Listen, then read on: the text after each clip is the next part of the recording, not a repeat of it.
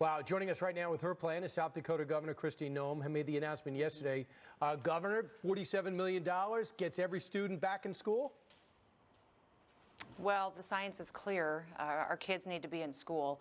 It's better for them. We've got a lot of kids that haven't checked in since this virus hit. It's really our most vulnerable population that needs to be back in those classrooms. Many of us are trying to plan the rest of our lives, and we're all just on hold right now, waiting to see where we're supposed to be, if we should move, if we should stay, if our kids are going back to school. When will y'all make decisions? I'm sure it's up to each governor is going to have their own timeline, but when are you going to say a definite?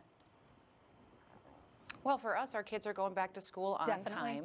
We've had definitely, they will definitely be in the classroom. We have proven that distance learning is not as effective as being in the classroom. We think that kids have only achieved about 70% of the learning that they could have had they been in school.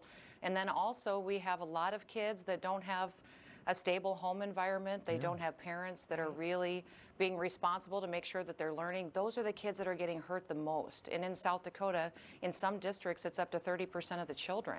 So they need to be there in the classroom where these teachers and administrators can see how they're doing, look at them, give them a hot meal, make sure that we're taking care of them, and then make sure that every single child at this important time in their life that they have the opportunity to learn so they can be successful for the rest of their life. Sure, and it's not just learning, as you detailed. There are some, some American children who that is the only hot meal they get all day.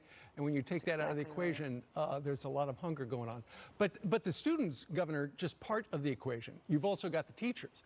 And some of them are, they're older. Some of them have conditions that put them at risk. How are you dealing with the teachers? Well, we have fantastic teachers in South Dakota, and 2/3 of them aren't in the vulnerable population. And so we're asking them to go back, and they really have a mission in their hearts to take care of these kids. So they're anxious to get back in the classroom too.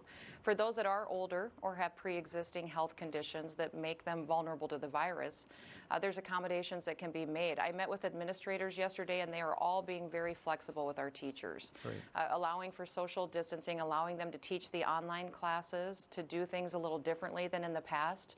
And so I'm impressed in South Dakota when you give people direction and tell them what you want to see. They've just stepped up and really put forward plans that are going to work for kids and protect those teachers. And I want to remind you, the transmission rate between children of this virus is very, very low.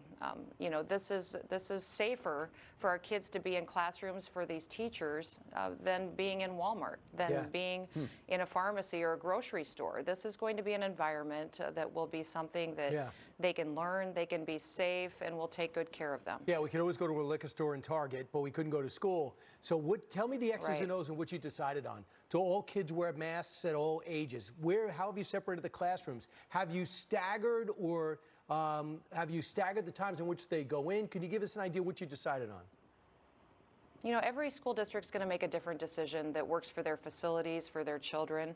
They're going to be back in school. As far as masks, I am not mandating any masks at the state level.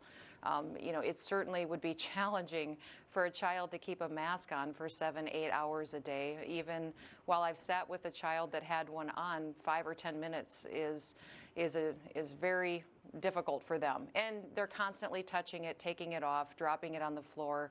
Those all increase rates of infection and are certainly not an environment that is going to help them stay safe. So I think that every school district is approaching it differently and telling parents if your children want to wear masks, they can, but we're not going to make them.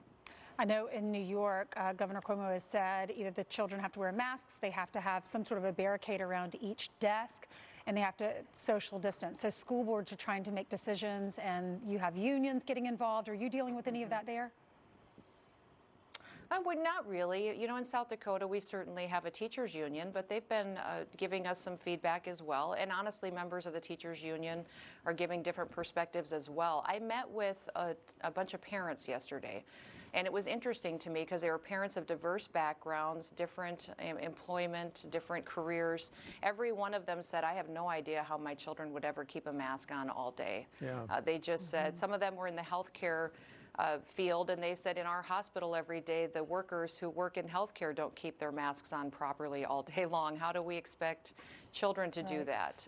So When you, Go sorry ahead. to interrupt you, but when you talk to the majority of parents, what do they say? Do they, they're for reopening? They are. They want their children in school. They recognize that they're falling behind.